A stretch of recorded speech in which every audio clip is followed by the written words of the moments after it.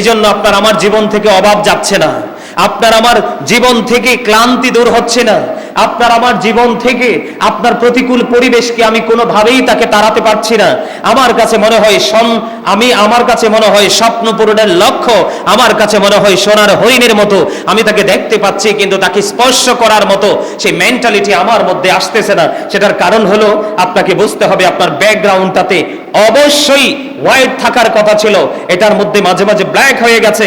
এই কালো চিহ্নটা এত গভীর ভাবে লেগেছে যেটা আপনি চেষ্টা করো সেটাকে এখান থেকে উঠাতে পারছেন না। সম্মানিত উপস্থিতি, আপনাদেরকে মনে রাখতে হবে আল্লাহ রাব্বুল আলামিন বলেছেন আকিমুস সালাহ, তোমরা নামাজ কায়েম করো। এরপরে বলেছেন ওয়াতুজ যাকাত, তোমরা যাকাত দাও। কি করো?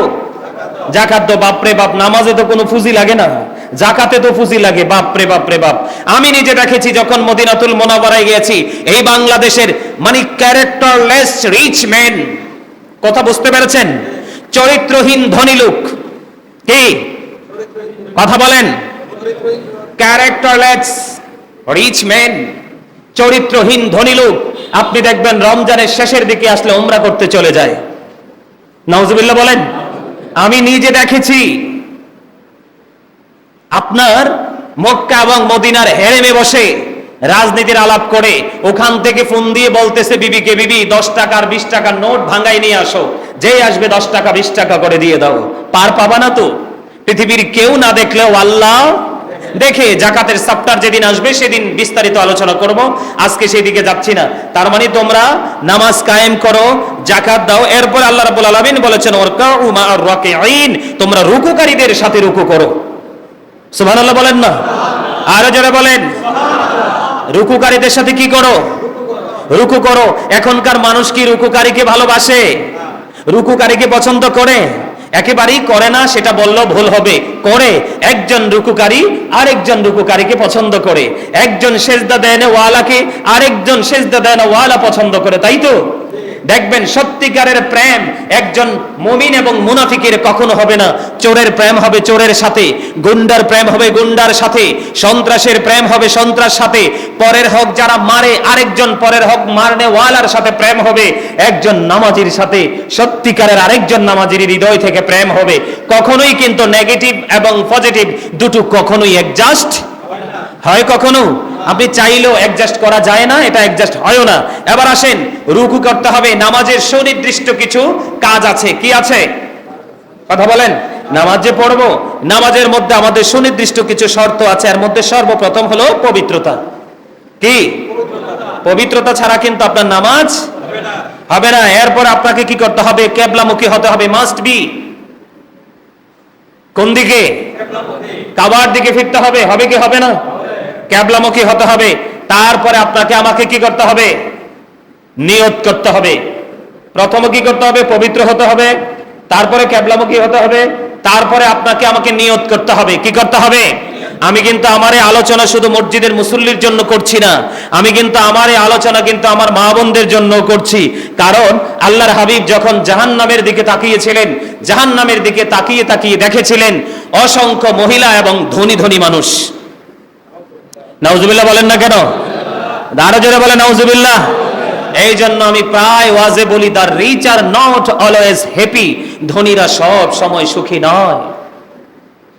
জান্নাতের দিকে যখন আল্লাহর হাবিব সরকারে মদিনা ইমামুল মুরসালিন রাহমাতাল লিল আলামিন যখন জান্নাতের দিকে নজর দিলেন, ওখানে তাকিয়ে দেখলেন শুধু পুরুষ লোক আর গরিব মানুষ বেশি। ওমা সুবহানাল্লাহ বলেন না কেন? The poor are born to suffer, গরিবরা জন্মগ্রহণ করেছে দুঃখ ভোগের জন্য। মনে রাখতে হবেন, এই পৃথিবীতে যত নির্যাতন নিপীড়নের শিকার হয় গরিবরা, সেটা হয় ধনী লোক দ্বারা। ওমা কথা বলেন না কেন? কি ভুল বলছি? কোনো না কোনো পাওয়ার আছে, আছে না? ওই পার্সন দ্বারাই তার কোনো লোভ লালসার শিকার যখন হবে কোনো গরিব, তখনই কিন্তু তার সাথে অস্তিত্বের লড়াই শুরু হয়ে যায়। আর সেই লড়াইতে জিতে যায় কোনো না কোনো কৌশলে এই সমাজের ধনী মানুষগুলো। ঠিক কিনা বলেন? আরো জোরে। তবে মনে রাখতে হবে, দ্য ভার্চুয়াস আর হ্যাপি, ধার্মিকরাই সুখী। আপনি যদি ধার্মিক হতে চান তাহলে আপনাকে সর্বপ্রথম নামাজকে গুরুত্ব দিতে হবে। আর এই গুরুত্বের মধ্যে একদম মাস্ট বি রাখতে হবে আপনাকে সর্বপ্রথম ভিতর বাহির পবিত্র, তারপরে কিবলামুখী হতে হবে, তারপরে আপনাকে নিয়ত করতে হবে। কথা কি বুঝে আসে? আরো জোরে বলেন। তারপরে আপনাকে কি করতে হবে? নির্দিষ্ট রুকুনগুলো মানতে হবে, কেরাত পড়তে হবে, রুকু করতে হবে, সিজদা করতে হবে। এগুলোর মাধ্যমে আপনি নামাজকে পরিপূর্ণভাবে আদায় করতে হবে।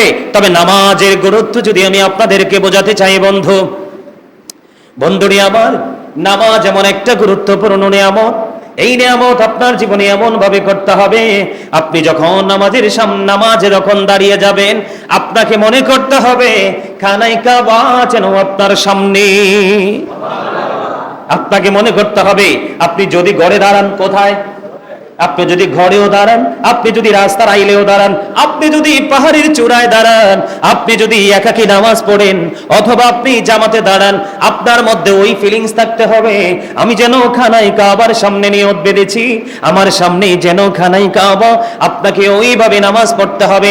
নামাজের নিয়ত বাঁধার পরে আপনাকে এতক্ষণ যেই কাজগুলো করলাম, এগুলোর পাশাপাশি আপনি যখন দাঁড়াবেন, আপনি মনে করবেন আমার সামনে যেন খানায় কাবা। আপনাকে মনে করতে হবে যেখানে আমি দাঁড়িয়েছি নামাজ পড়তে, ওটা যেন ফুলচেরাতের ফুল। ওই ফুল যদি আমি একটুখানি যদি 19-20 করি, একটু যদি 19-20 বলতে আমি অমনোযোগটাকে বুঝাইছি। কোনটাকে? অমনোযোগী। ম্যাক্সিমাম নামাজে আমরা হঠাৎ করে অমনোযোগী হয়ে যাই, হওয়াটাই স্বাভাবিক, কারণ শয়তান আপনার আমার পাশে কন্টিনিউয়াসলি লেগে আছে। শয়তান আপনার আমার ভালো কাজ হোক এটা চায় না। আপনাকে মনে রাখতে হবে আমি যেন ফুলচেরাতের উপর দাঁড়িয়েছি, তার মানে অ্যালার্ট সিগন্যাল। কি অ্যালার্ট সিগন্যাল? বলে হুজুর কেন? তার মানে তুমি সচেতন হয়ে নামাজ পড়ো, অত্যন্ত সিক্রেট ভাবে, অত্যন্ত সেনসিটিভ ভাবে নামাজ পড়ো। কারণ তুমি যদি নামাজের মধ্যে অমনোযোগী হয়ে যাও, তাহলে তোমার ঠিকানা হবে জাহান্নাম। কারণ ফাওয়াইলুল লিল মুসাল্লিন আছে না নাই? কোরআনে আছে না নাই? অমনোযোগী নামাজীদের জন্য ঠিকানা হলো জাহান্নাম। দুইটা অপশন দিলাম। সর্বপ্রথম আপনাকে খানায় কাবা যেন আপনার সামনে, এটা মনে করতে হবে। দ্বিতীয়ত হলো আপনি যেখানে দাঁড়িয়েছেন, মসজিদ হোক, বাড়ি হোক, পাহাড়ের চূড়া হোক, খেতরাইল হোক, পাকা রাস্তা হোক, অ্যানাদার প্লেস, যেই কোনো জায়গায় হোক, আপনি যখন নামাজে দাঁড়িয়ে যাবেন, আপনি মনে করবেন আমি যেন ফুলচেরাতের ফুলের উপরে দাঁড়িয়েছি। একটু যদি কিঞ্চিত পরিমাণ 19-20 হয়, আমার ঠিকানা হয়ে যাবে জাহান্নাম। তার মানে আমাকে অত্যন্ত গভীরভাবে মনোযোগ দিতে হয়। অমনোযোগী হয়ে নামাজ পড়া যাবে না। এটার পরে আপনাকে মনে রাখতে হবে আপনার ডান দিকে যেন জান্নাত। সুবহানাল্লাহ বলেন না কেন? আপনার ডান দিকে যেন জান্নাত। আপনাকে মনে রাখতে হবে আমার বাম দিকে যেন জাহান্নাম। আমি যদি ওই গভীর ভাবে যদি আমি নামাজ পড়তে পারি, তাহলে আমার ঠিকানা হবে জান্নাত। আর যদি আমি অমনোযোগী হয়ে যেতে পারি, তাহলে আমার ঠিকানা হলো জাহান্নাম। আপনাকে মনে রাখতে হবে আমি কিন্তু আমার মালিককে দেখি না, সাজদা কিন্তু মালিককে দিচ্ছি। কিন্তু আমি যদিও মালিককে দেখতে না পাই, আমি আমার আল্লাহকে দেখতে না পাই, আপনাকে আমাকে মনে রাখতে হবে আল্লাহ কিন্তু ঠিকই আমাকে দেখছে। আর বন্ধু, সবচেয়ে বড় কথা হলো আপনাকে মনে রাখতে হবে এটা আমার জীবনের শেষ নামাজ। এই নামাজই হয়তো আমার জীবনের শেষ। এই নামাজ পড়ার পরে হয়তো জীবনে আর কোনোদিন আমি সেজদা দেওয়ার সুযোগ পাবো না। এটা আপনার জীবনের শেষ নামাজ মনে করে আপনাকে নামাজ পড়তে হবে। মনে করতে হবে আজরাইল যেন আমার পিছনেই দাঁড়িয়ে আছে, আমার নামাজটা শেষ হতে দেরি রে, আজরাইল আমার প্রাণ পাখি নিতে দেরি করবে না।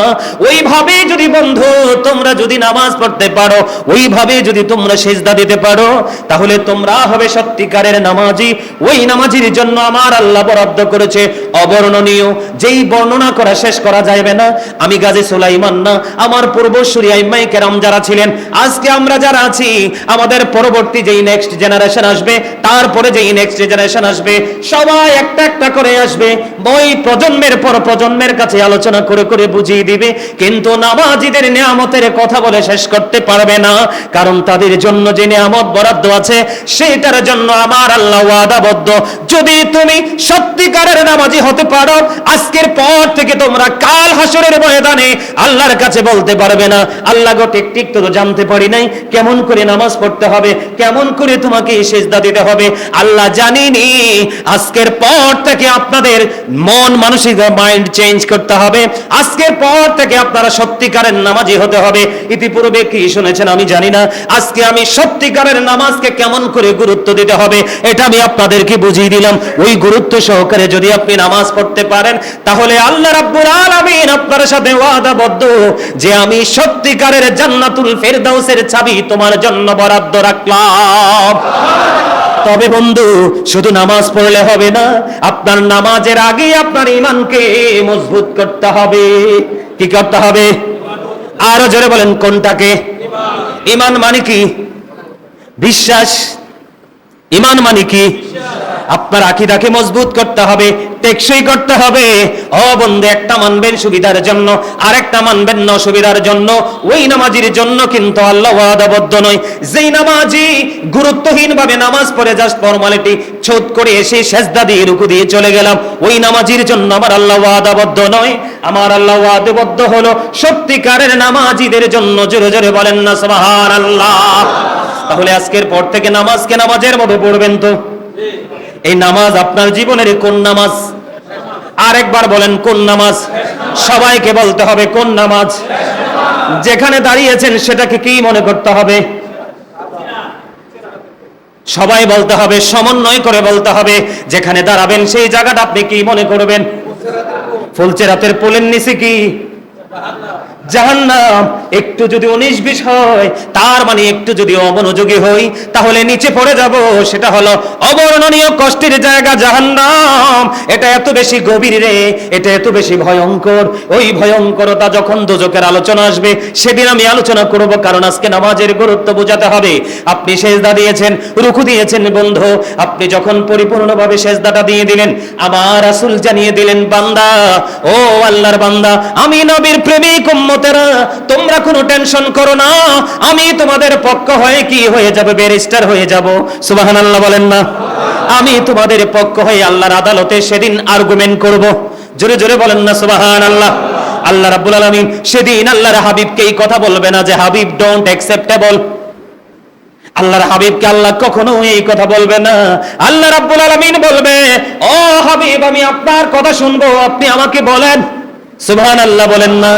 আমার রাসূল বলে গেছে, উম্মত, তোমরা সত্যিকারের প্রেমিকের সাথে প্রেম করো। কি করো? তোমরা সত্যিকারের প্রেমিকের সাথে প্রেম করো, যেই প্রেমিকের সিনায় আছে আল্লাহর প্রেম, যেই প্রেমিকের সিনায় আছে রাসূলের প্রেম, যেই প্রেমিকের সিনায় আছে রাসূলের আহলে বাইতের প্রেম, নবীর পরিবারের প্রেম, যেই প্রেমিকের সিনায় আছে আমার সাহাবায়ে কেরামের প্রেম।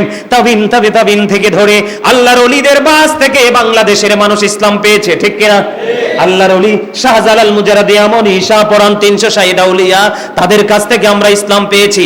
ওই প্রেমিকের সাথে তোমরা প্রেমের দড়ি লাগাও, ওই প্রেমিকের সাথে প্রেমের বন্ধন লাগাও। বলে, হুজুর, বন্ধনের মানে কি? পেট ভরে খাইয়ে দেওয়া? না না না, আপনি আমাকে কোনোদিন খাবার খাইয়ে সন্তুষ্ট করতে পারবেন না, আপনি আমাকে কোনোদিন টাকা দিয়ে খুশি করতে পারবেন না। আজকের এই পবিত্র জায়গায় দাঁড়িয়ে বললাম, আপনি আমাকে পৃথিবীর সবচেয়ে লেটেস্ট কোয়ালিটির জামা কিনে দিয়ে আপনি আমাকে খুশি করতে পারবেন না। আমি আপনাদের জন্য প্রাণ ভরে দোয়া করব, শুধু মসজিদে নয়, পৃথিবীর যেই প্রান্তে যাব সেখানে, যদি আপনারা আমার কথাগুলো মানেন। কারণ আমার কথা হলো সত্যিকারের অর্থে আল্লাহ এবং আল্লাহর হাবিবের কথা। আমি গাজী সুলাইমান একটা কথা নিজে থেকে বলিনি বন্ধু, আল্লাহর হাবিব বলেছেন, উম্মত খেয়াল করেন, উম্মত, আমি তোমাদেরকে মাজায় ধরে ধরে বাঁচাইতে চাই। কি করতে চাই? আমি তোমাদেরকে মাজায় ধরে ধরে বাঁচাতে চাই, কিন্তু আমার উম্মতগুলো আমার হাত ফুসকে জাহান্নামে চলে যায়। জোরে বলেন না নাউজুবিল্লাহ। তার মানে আমি আমার উম্মতগুলোকে বাঁচার সকল রাস্তাগুলো ওপেনিং করে দিয়েছি, কিন্তু আমার বান্দা সেই দিকে হাঁটছে না, হাঁটছে সেই নিজের রাস্তা তৈরি করে। দুনিয়ার লোভ, দুনিয়ার লালসা, দুনিয়ার সকল কিছু পাওয়ার লোভে সে তার নিজের আপন গন্তব্যে চলতেছে। এইভাবে চললে কিন্তু তার ঠিকানা হয়ে যাবে জাহান্নাম। কারণ আমার আল্লাহ বলে দিয়েছেন, বান্দা অ্যালার্ট হয়ে যাও। সূরা আল ইমরানের 185 নম্বর আয়াতের শেষ অংশে আল্লাহ বলেছেন, ওমাল হায়াতুদ দুনিয়া ইল্লা মাতাউল গুরুর। ও বান্দা, তোমরা দুনিয়ার পিছনে ছোট না, তবে হ্যাঁ, ছুটবে না কেন? না ছুটলে তোমার জীবন জীবিকা চলবে না, ফ্যামিলি পরিবার চালাতে পারবে না। তবে তুমি আল্লাহ এবং আল্লাহ রাসূলের হুকুম মেনে তারপরে তুমি যাবা। যদি আল্লাহ আল্লাহ রাসূলের হুকুমকে অমান্য করে যাও, তাহলে আল্লাহর কথা অনুযায়ী তুমি অ্যারেস্ট হয়ে যাবে, অটো। আল্লাহ বলেছেন, ওমাল হায়াতুদ দুনিয়া ইল্লা মাতাউল গুরুর। ওই দুনিয়ার জীবন, এই দুনিয়ার জিন্দেগি, এই দুনিয়ার হায়াত একটা ধোঁকা, তবে সবারটা নয়। সুবহানাল্লাহ বলেন। কোরআন শরীফের 19 পারা সূরা শুআরার 88 নম্বর আয়াতে আল্লাহ বলেছেন, ইয়াউমা লা ইয়ানফাউ মালু ওয়ালা বানুন, কিয়ামতের দিন ধন সম্পদ সন্তান সন্ততি একটাও আপনার কোনো উপকারে আসবে না। আপনারা বলেন, গত জুম্মায় আমি বলেছিলাম, আপনাদের মনে আছে কিনা জানি না, আল্লাহর হাবিব প্রশ্ন করেছিলেন, তোমাদের মধ্যে এমন কি কেউ আছো যে কে তোমরা নিজের সম্পদের চাইতে ওয়ারিসের সম্পদ পছন্দ করো? সাহাবায়ে কেরাম বললেন, ইয়া রাসূলুল্লাহ, আমরা নিজেদের সম্পদের চাইতে ওয়ারিসের সম্পদ পছন্দ করি। এরকম লোক নাই। এবার আল্লাহর হাবিব ডাক দিয়ে বললেন, আল্লাহ রাসূল একটা ডাক দিয়ে বললেন, জীবিত থাকা অবস্থায় তোমরা যা আল্লাহর সন্তুষ্টির জন্য করে যাবে, এগুলো সব হলো তোমার নিজের সম্পদ।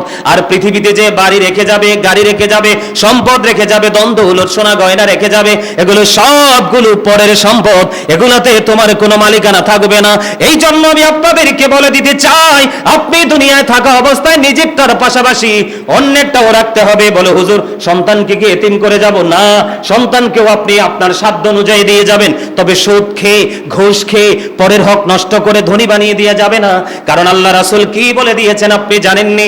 আল্লাহর হাবিব বলে দিয়েছেন, তোমরা যখন সন্তানকে পৃথিবীতে রেখে যাবে, এমন ভাবে রেখে যেও না তোমার ইন্তেকালের পরে যেন কারো কাছে হাত পাততে না হয়। সুবহানাল্লাহ বলেন না কেন? তাহলে কোন রাস্তা কি নবীজি ফাঁক রাখছে? প্রত্যেকটা জায়গায় যথাযথ বুঝিয়ে দিয়ে গেছে কিনা? এবার আসেন, আপনি যদি পরিপূর্ণ নামাজ পড়তে পারেন, নামাজি যদি সত্যিকারের হতে পারেন, আপনার জন্য নেয়ামত। আল্লাহর হাবিব শীতের দিনে বের হলো, কিছুদিন পরে দেখবেন, মোটামুটি কিছু সময় পরে দেখবেন, আপনার গাছের পাতাগুলো ঝরে ঝরে পড়তে থাকবে। থাকবে কি থাকবে না? এর পাতাগুলো ঝরতে থাকবে। আপনি যখন ওই গাছের পাতাগুলো ঝরতে দেখবেন, দেখবেন গাছটা একেবারে খালি হয়ে গেছে। হয় কি হয় না? উল্লেখিত কিছু গাছ ছাড়া ম্যাক্সিমাম গাছের পাতাই তো ঝরে যায়। এটার সাথে আজকের ওয়াজের গণ্যবীর এক বন্ধন আছে। আল্লাহর হাবিব যখন বের হলেন, শীতের দিনে নজর দিয়ে চাইয়া দেখলেন গাছের পাতাগুলো বিরামহীন ভাবে ঝরে ঝরে পড়ছে। এই দৃশ্য যখন দেখতে পেলেন, দেখার পরে আল্লাহর হাবিব গাছের ঢাল ধরলেন। এমনিতেই তো এটা আলাদা, লাড়া দিলে তো আরো বেশি পড়বে, ঝরবে, ঠিক কিনা বলেন? আল্লাহর হাবিব গাছের ঢাল ধরলেন, ধরার পরে নবীজির সঙ্গী হযরতে আবু যর, আল্লাহর হাবিব ডাক দিয়ে বললেন, রে আবু যর। আবু যর উত্তর দিলেন, লাব্বাইকা ইয়া রাসূলুল্লাহ। আমার রাসূল বললেন, রে আবু যর, চাইয়া দেখো, ওই শীতের কারণে গাছের পাতাগুলো যেমনি শুষ্ক হয়ে ঝরে ঝরে পড়ে যাচ্ছে, আল্লাহর প্রিয় মাহবুব বান্দাগুলো যখন ওই আল্লাহর কুদরতি কদমে গুরুত্ব দিয়ে পরিপূর্ণভাবে রুকু, সিজদা, নিয়ত, পবিত্রতা, কিরাত, নামাজের রুকুনগুলো সবগুলো মেনে যখন একটা সিজদা দিয়ে যাবে, ওই শীতের দিনের গাছের পাতার মতো তার আমলনামা থেকে সবগুলো গুনাহ ঝরে পড়ে যাবে। আর জোরে সুবহানাল্লাহর ওয়াজ কি আবার বলবো? বলে দিছি কিন্তু। সুবহানাল্লাহ হলো, আজকে আমরা যারা এখানে জান্নাতের বাগানে আসছি, আমরা সবাই জান্নাতের মেহমান। যদিও গুনাহগার, গুনাহ থাকতে পারে, পারে কি পারে না, কিন্তু তারপরেও আল্লাহর হুকুম অনুযায়ী, রাসূলের কথা অনুযায়ী আমরা জান্নাতের মেহমান। জান্নাতের মেহমানদের জন্য অনেকগুলো খাবার আছে। এই খাবারের মধ্যে একটা হলো সুবহানাল্লাহ, আরেকটা হলো আলহামদুলিল্লাহ, আরেকটা হলো আল্লাহু আকবার, আরেকটা হলো লা ইলাহা ইল্লাল্লাহ। এই যে আজকে আমি আপনাদেরকে সৎ কাজের জন্য ডাকতেছি, ইনভাইট করতেছি, ইনস্ট্রাকশন দিচ্ছি, এটাও আমার জন্য জান্নাতি খাবার। আপনারা যে মন দিয়ে শুনতেছেন, এটাও আপনার জন্য জান্নাতি খাবার। বলে, হুজুর কেমন করে? আপনার চা খেলে, বিস্কুট খেলে, বিরিয়ানি খেলে, পৃথিবীর যেই কোনো লোকাল হোক বা হাই হোক, যেই কোনো কোয়ালিটির খাবার খান, দেহের মধ্যে পুষ্টি মিলে, ঠিক কিনা বলেন? দেহের এনার্জি আসে। ঠিক আপনি যত বেশি মালিকের গোলামি করবেন, তত আপনার আত্মার পুষ্টি মিলবে, আত্মার খোরাক মিলবে, রূহের প্রশান্তি আসবে। আমি আজকে আপনাদেরকে হাকিকতের কথা বলে যাই, সত্যিকারের আল্লাহওয়ালা লোকের পেটে কখনো বেশি খিদা লাগে না। সুবহানাল্লাহ বলেন না কেন? সত্যিকারের আল্লাহওয়ালা, সত্যিকারের ইমানদার, সত্যিকারের আল্লাহ এবং আল্লাহর হাবিবের দিকে যাদের ধ্যান খেয়াল, তাদের খিদা খুবই কম লাগে। কারণ তাদের আত্মার প্রশান্তির কারণে আল্লাহ তাদেরকে শান্ত করে রাখে।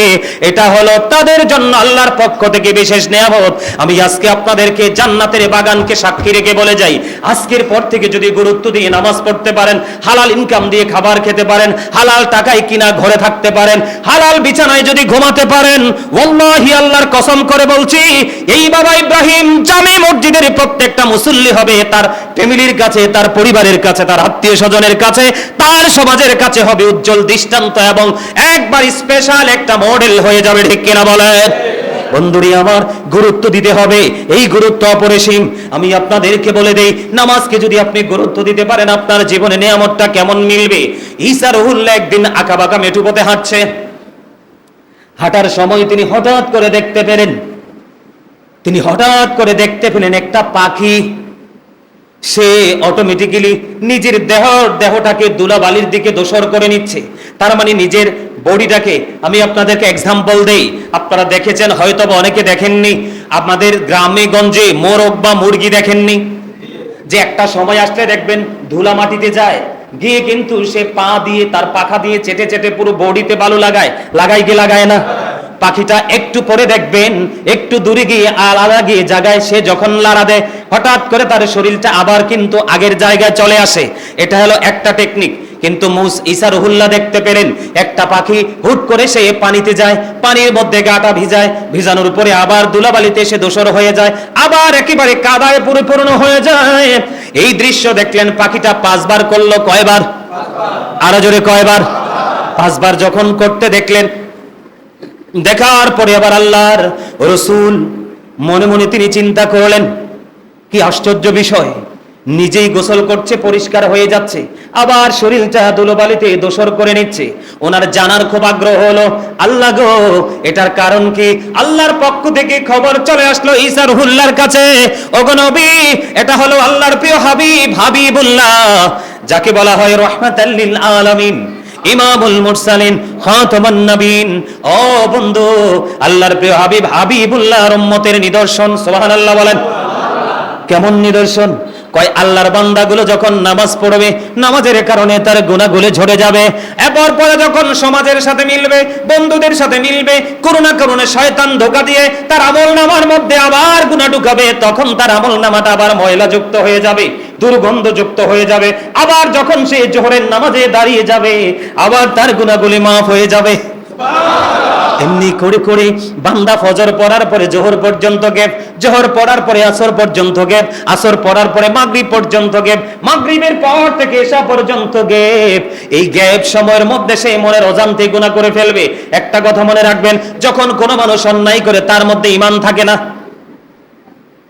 যখন কোনো মানুষ জিনা করে তার মধ্যে ঈমান থাকে না, যখন কোনো মানুষ ব্যভিচার করে তার মধ্যে ঈমান থাকে না, যখন কোনো মানুষ চুরি করে তার মধ্যে ঈমান থাকে না। ঈমানি পাওয়ার না থাকার কারণে লোকাল কাজ, নষ্ট কাজ করে ফেলে। আবার যখন তার মধ্যে ঈমানি জজবা চলে আসে, অটোমেটিক্যালি সে তাকওয়া খুঁজতে থাকে। সুবহানাল্লাহ বলেন না কেন? ক্ষমা চাওয়ার রাস্তা খুঁজতে থাকে। কি করতে থাকে? ক্ষমা চাওয়ার রাস্তা খুঁজতে থাকে। সুবহানাল্লাহ বলবেন না? আরো জোরে বলেন না?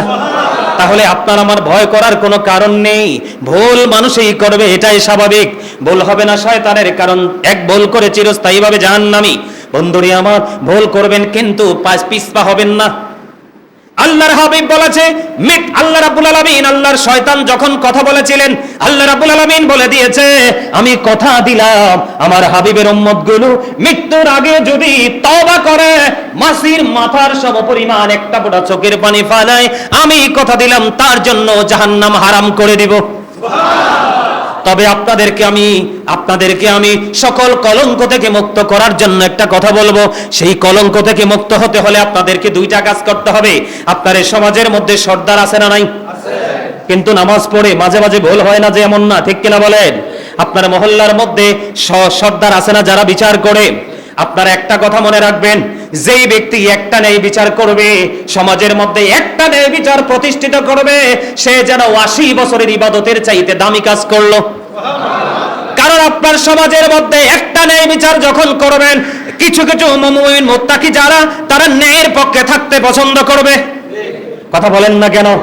আরে ন্যায় পথে থাকলে তো আমার সমাজ আমাকেই মূল্যায়ন করবে, অনার করবে। ঠিক কিনা বলেন?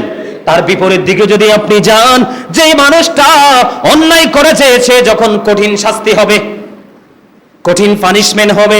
তার সমবয়সী বা সমকক্ষের সহপাঠী যারা আছে তারা আজকে থেকে শিক্ষা নিবে, না না না, এই বাবা ইব্রাহিম জামে মসজিদের এরিয়াতে কোনো অন্যায় করে পার পাওয়া যাবে না, কারণ আমাদের সমাজের সর্দারকে কখনোই টাকা খাইয়ে বিচার করানো যায় না। এটা গেল একটা। আরেকটা হলো অন্যের হক। আপনার কাছে যদি কেউ টাকা পাওনা না থাকে, কি থাকে? কথা বলেন না কেন? আপনার কাছে যদি কেউ, আমি মনে রাখবেন কারণ নামাজের সাথে এগুলো যুক্ত, আপনার কাছে যদি কেউ একটা গাছের ডালা পরিমাণ হক পাওনা থাকে, কি পরিমাণ?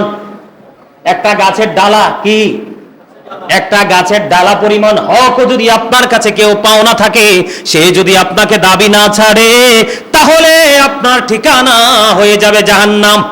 নাউজুবিল্লাহ বলেন না কেন? আরো জোরে, আরো জোরে। এই দুইটা গাছ, পরের হক মারা থেকে যদি আপনি বাঁচতে পারেন, আমি বিশ্বাস করি আপনার নামাজের মধ্যে ত্রুটি বিচ্যুতি হোক, আমলের মধ্যে ত্রুটি বিচ্যুতি হোক, আপনি জান্নাতে যেতে পারবেন। কারণ আমি আপনাদেরকে বলে দেই, আল্লাহর প্রিয় হাবিব সরকারে মদিনা একদিন এক সাহাবীর জানাজা পড়ানোর জন্য নবীজিকে ডাকা হলো। নবীজি বললেন সে কারো কাছে ঋণগ্রস্ত আছে কিনা। এবার উত্তর দিলেন, ইয়া রাসূলুল্লাহ, তার কাছে একটি দিরহাম পাবে একজন। কয় দিরহাম?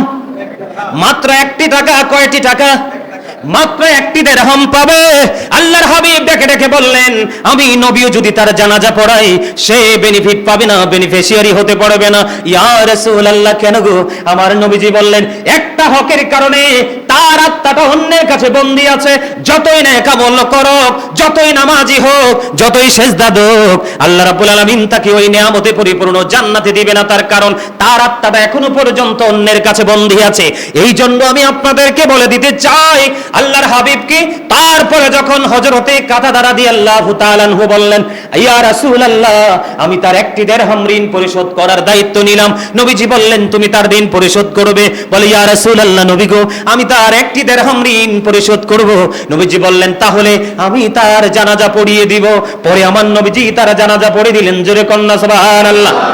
তাহলে কি বোঝা যায়? হাদিস শরীফের মধ্যে এসেছে, আল্লাহর হাবিব বলেছেন, তোমার বাড়ির কিনারায় যদি একটা পুকুর থাকে, অথবা খাল থাকে, অথবা কোনো নদী থাকে, অথবা কোনো না কোনো জলাশয় থাকে যেটার মধ্যে গোসল করা যায়। যেমন এখন তো আর নদী নাই, আপনার আমার বাড়ির আঙ্গিনায় নলকূপ আছে, আছে না?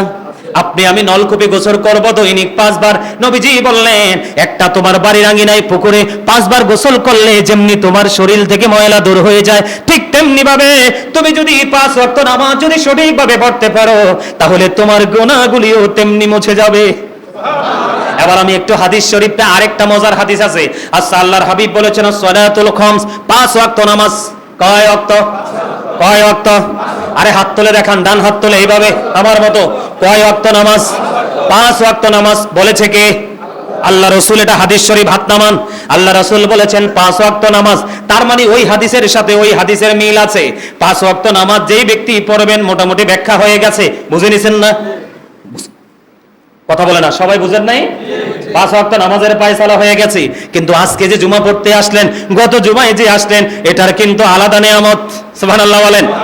আমি দেখবেন প্রত্যেক জুমাতে আসলে বলি, গরিবের হজের দিন, মুমিনের ঈদের দিন, দোয়া কবুলের দিন, বলি না? শুরুটাই তো এভাবে বলি। এগুলো কিন্তু আমার কথা নয়, আল্লাহ এবং আল্লাহ রাসূলের কথা। আল্লাহর হাবিব বলেছেন, আসসালাতুল খামস, 5 ওয়াক্ত নামাজ, ওয়াল জুমাআতু ইলাল জুমআ। এই তো মজার জায়গায় চলে এসেছি। ও আমার মুসল্লিরা, ও আমার বন্ধুরা, আমি আমার যুবক বন্ধুদেরকে বলবো, মা বোনদেরকেও বলবো, সবাই হৃদয় খুলে শোনো। কারণ তুমি যদি জানো, তুমি তোমার সন্তানকে বোঝাতে পারবে। কথা বলেন না কেন? বাবা যারা হয়েছেন তারাও ভালো করে বোঝেন।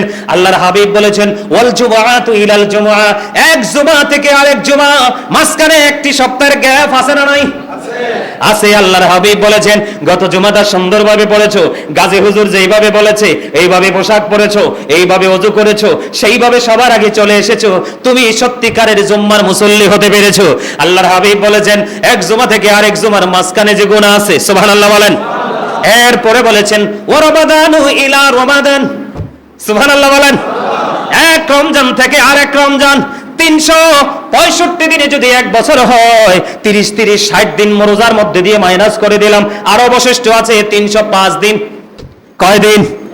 আল্লাহর হাবিব বলেছেন ও রমাদানু ইলা রমাদান, এই ওয়াজ মনে রাখতে হবে, স্মৃতির পাতায় চির অমর করে লিখে দিতে হবে।